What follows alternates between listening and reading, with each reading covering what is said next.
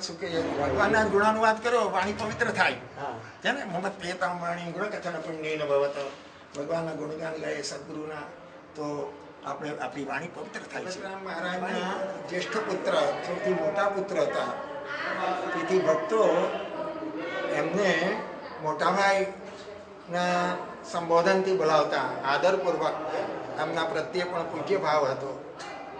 નાનપણમાં એમને સંધિવાનું દર્દ હતું, ચાલી નહીં શકતા હતા, ઉચકીને એમને લઈ જતા હતા.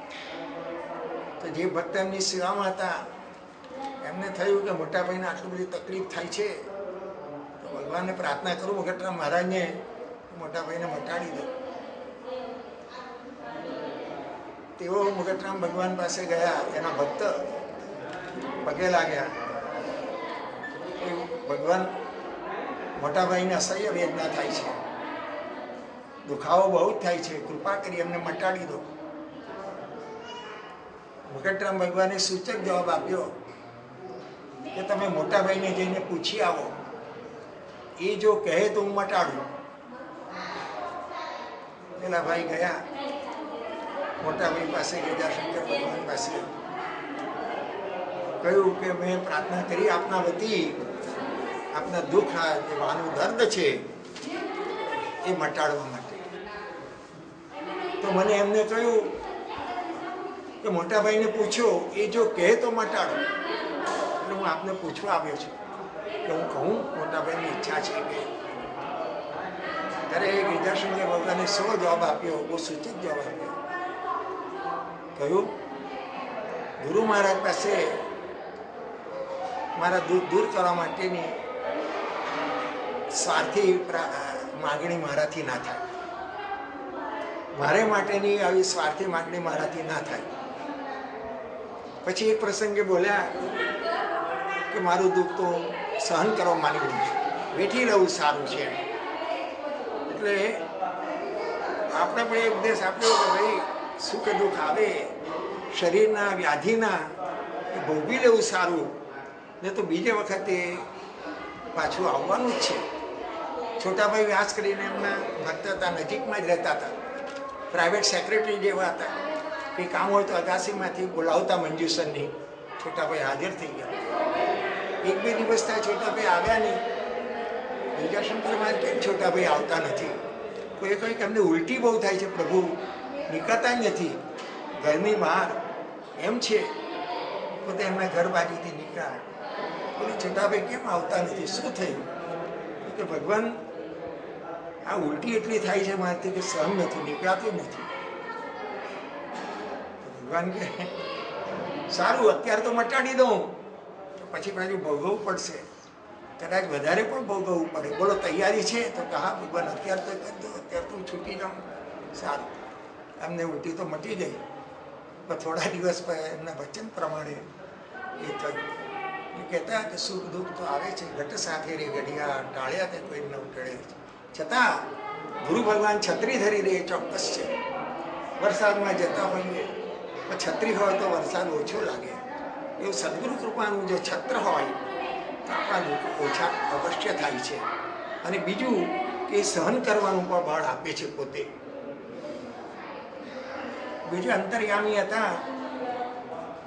આ એ જે મેં કહ્યું શરૂઆતમાં, ત્યાં ગિરજાશંકર ભગવાનની વાડી, મહારાજની વાડી તરીકે ઓળખાતું હતું નગર. એકવાર એક સન્યાસી આવ્યા. કોઈએ કહ્યું છે ગામડામાં મહારાજ છે અહીંયા. પોતે આવ્યા, પ્રણામ કર્યા સન્યાસીજીએ. એમનો આદર સત્કાર કરતા કોઈ પણ સાધુ સન્યાસી આવે તો. એ સન્યાસીઓને એવું છે કે જેનું અન્ન ખાય તો સત્સંગ કરવો. તેથી રાત્રે ગુરુ મહારાજ ખુરશી પર બેઠા, પેલા સન્યાસી બેઠા, 4-5 ભક્તો છે તે બેઠા. સન્યાસીના મનમાં એમ કે હવે ગામડાના બ્રાહ્મણ છે, લોકો મહારાજ કહે છે, ઠીક. હવે સન્યાસી જે પોતાની માનતાની કઈ વાતો કરી, મેં આમ કર્યું છે, તેમ કર્યું છે. અને એમ પણ કહ્યું કે હું ભગવાન થોડી દવા જાણું છું અને લોક કલ્યાણ માટે ઉપયોગ કરું છું. સાથે નડિયાદના એક વિનુભાઈ બેઠેલા, જે અંતેવાસી જેવા હતા. ગુરુ ભગવાન કહે છે, વિનુભાઈ, સ્વામીજી જે કહે છે એ દવા લખી દો, કામ લાગે એવી છે આપણે. વિનુભાઈ બધી નોંધ કરી દીધી. સ્વામીજી ખુશ થાય કે ચાલો આપણું માનપણ મહાપુરુષ જાળવે છે. સ્વામીજીના મનમાં કે સાધારણ બ્રાહ્મણ હશે પણ ગામડાના ભોળા લોકો મહારાજ કે બધું. ગુરુ મહારાજે એક સૂચક પ્રશ્ન એમને પૂછ્યો શાંતિથી, મહારાજ કે આપ ઉર્દू पढ़े थे?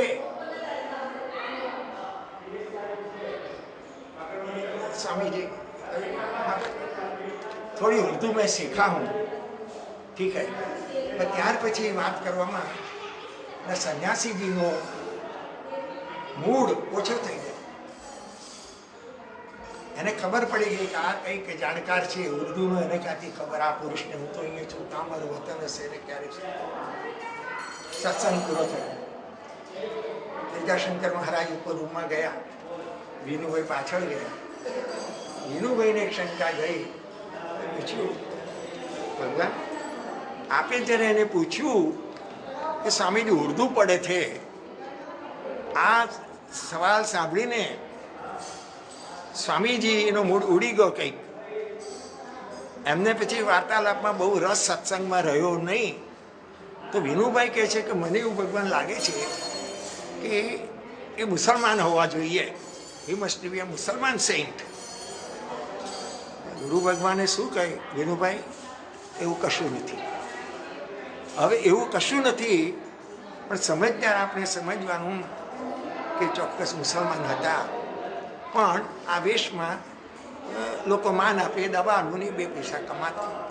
ગુરુ ભગવાન પોતે કોઈ જાતનું અભિમાન રાખતા નહીં અને કોઈનું કંઈ હોય તેનું ઉઘાડા પાડતા નહીં. એવું કશું નહીં એમ કહીને વાત ટાળી દીધી. વાસ્તવમાં એ હતા એમ. બીજા હોય આપણે જે કહ્યું મારી આગળ કોઈ છટકી નહીં શકે, હું બધું જાણું, કેવું કહી દીધું એને, પણ નહીં, એ તો વિનમ્ર જ રહ્યા. ના એવું કશું નહીં એમ કહીને વાતને ટાળી દીધી. તો આવી વિનમ્રતા, કોઈ જાતનું કોઈને ઉઘાડા પાડવા નહીં. કોઈ પોતાના વેશ દ્વારા પણ 2 પૈસા કમાતા હોય, એનું નિર્વાહ ચાલતો હોય તો આડે ના આવવું, એવું આ મહાપુરુષ સિદ્ધાંત હતો, જીવન સિદ્ધાંત હતો એમ કહીએ તો ચાલે. પેરીનબેન કરીને પારસી ભક્ત, કૃષ્ણ ભક્ત લાલન સાથે રાખે, મુંબઈમાં મલબાર હિલ પર રહે, અપ્રેરિત. કવિ ઇન્દુભાઈ અમને લાવેલા, અહીંયા આવ્યા પછી અમને કૃષ્ણ દર્શનની લાલન તાલાવેલી ખરી કે મને દર્શન થશે કે થશે એમ બોલ્યા. ક્યારે થશે એવું કે આ મહાપુરુષો કહેતા નથી. પોતે મંજુસરથી મુંબઈ સેન્ટ્રલ ઉતરા, ટેક્સી કરીને વાલકેશ્વર 3 બત્તી પાસે ઉતરા. એમને ઘેર જવાનું સામાન હતો, રાત્રે કે 10:30 11નો સમય હતો, કોણ મજૂર મળે એમ કરીને ઊભા રહ્યા. એટલામાં એક જુવાન છોકરો આવ્યો, લાવો તમારો સામાન ઉચકી લો. બેન કે ચાલ, અને સામાન ઉચકી લીધો. ક્યાં જવું કશું પૂછ્યું ને આગળ કે ચાલવા લાગ્યો. ને પેરીનબેનના ઘરમાં ગયો અને સામાન મૂક્યો. પેરીનબેન પૈસા આપવા લાગ્યા. પૂછ્યું, ભાઈ તું તો કંઈ ખબર નહીં, કેવી રીતે અહીં આવી ગયો, શું કરે છે? અને કહ્યું અહીંયા નજીકમાં શેઠને ત્યાં રસોઈ કરું છું મેં. પૈસા લીધા નહીં, એ તો ચાલી ગયો. પેરીનબેનને સમજ નહીં પડી કે રાત્રે કોઈની આ મજૂરી કેવી રીતે મળે, પૈસા પણ લીધા, એનો ઉકેલ મળે નહીં. બીજી વાર મંજુસર ગયા. ગુરુ મહારાજે પૂછ્યું કે હું રાત્રે ગઈ,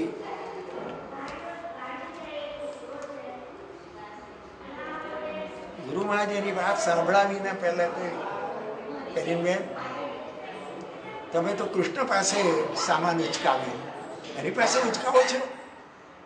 ત્યારે એમને ખ્યાલ આવ્યો કે જેની પાસે સામાન ઉચકાવ્યો એનું નામ રાધેશ્યામ કહેલું. એ રસોઈયાએ યંગ બોયે રાધેશ્યામ કહેલું. એ ખરેખર શ્યામ હતો, પણ ઓળખી શકે નહીં. ત્યારે આવું જેનું વ્યક્તિત્વ હતું છતાં એ વિષયનું જરાય અભિમાનની પોતાનું દંભ મેં કર્યું કશું નહીં. રાધેશ્યામ કરીને મને સંતોષ છે. કરે ભાઈ ભગવાને પણ તરીકે કે કેમ ઓળખી નહીં શકાય? કહ્યું એ દેવ તમારા પર સંતો કૃપા કરે તો તમે ઓળખી શકો, નહીં તો ઓળખી શકાય નહીં. રામકૃષ્ણ જ્યારે હયાત હતા, માનવ શરીરમાં હતા, કેટલા ઓળખી શક્યા? બહુ જ અલ્પ. એમની કૃપા થાય તો તેઓ અમને ઓળખી શકે. એકવાર પોતે શ્રી મંજુસર ગામમાં આકાશીમાં બેઠેલા, રાત્રે સત્સંગ ચાલ્યા કરે, બધા પ્રશ્નો પૂછે ને આ બધું થાય. ઋષિમુનિઓની વાત નીકળે. આપણા ઋષિમુનિઓ વેદ જેમને લખ્યા, જેમને પરમાત્માનો સાક્ષાત્કાર થયો, ઈશ્વરી પ્રેરણાથી વેદો લખાયા, આ બધી વાત નીકળી. ત્યારે ગિરજાશંકર ભગવાન બોલ્યા કે જો મને કોઈ યોગ્ય બ્રાહ્મણ મળે તો જે ઋચાના જે ઋષિઓ હોય વેદ મંત્રના, એ ઋષિને બોલાવીને મંત્રો લખાવી દઉં. આવું સામર્થ્ય. એ ઋષિને બોલાવીને હું વેદ મંત્રો એ ઋચાઓ લખાવી દઉં. એ વખતે જે ભક્તો બેઠેલા આમાં એક એમના જ્ઞાતિજન જ હતા. એમને મનમાં વિચાર આવ્યો કે આ મોટાભાઈ કે ગિરજાશંકર મહારાજ કહે છે પણ આવું કંઈ બને ખરું? એમને શંકા ગઈ એમના સામર્થ્ય પર. ગિરજાશંકર મહારાજે એ વસ્તુ ટાળી દીધી ને કહ્યું, બોલ્યા હતા બધા વચ્ચે, જો ભાઈ મારથી તો બોલાઈ ગયું, પણ આપણા કહેવાથી કંઈ ઋષિમુનિઓ કોઈ આવે ને કંઈ વેદ લખાવે? આ તો આ જે અણસમજુ લોકો છે, ડફોળ, એને સમજાવવા માટે બોલી નાખ્યું, વાત ફેરવી દીધી. એમને કહ્યું મારું જુઓ તમને અનુભવ કરાવો. કશું નહીં. આવા નિરાભિમાની હતા. એ મહાપુરુષ ગુણગાન ગાય એટલા ઓછા છે. વડોદરાના પોલીસ કમિશનર સયાજીરાવ ગાયકવાડ ગાડગે સાહેબ હતા, કર્ણાટકના હતા. તો એમની સાથે એમની કર્ણાટકી ભાષામાં વાત કરે, ઉર્દુમાં વાત કરે, અંગ્રેજીમાં વાત કરે. એક વસ્તુને પરબ્રહ્મને જાણે, દરેક વસ્તુ એમને સરળ થઈ જાય છે. એ ગાડગે સાહેબને બંગલે પોતે રાત્રે વાતચીત ચાલતી હશે. એકાએક એમને કઈ મોટાભાઈને બોલાવો, પણ મુગટરામ મહારાજે. આ મોટાભાઈ ગિરજાશંકર ભગવાન બાજુના કમરામાં હતા. મોટાભાઈને બોલાવ્યા.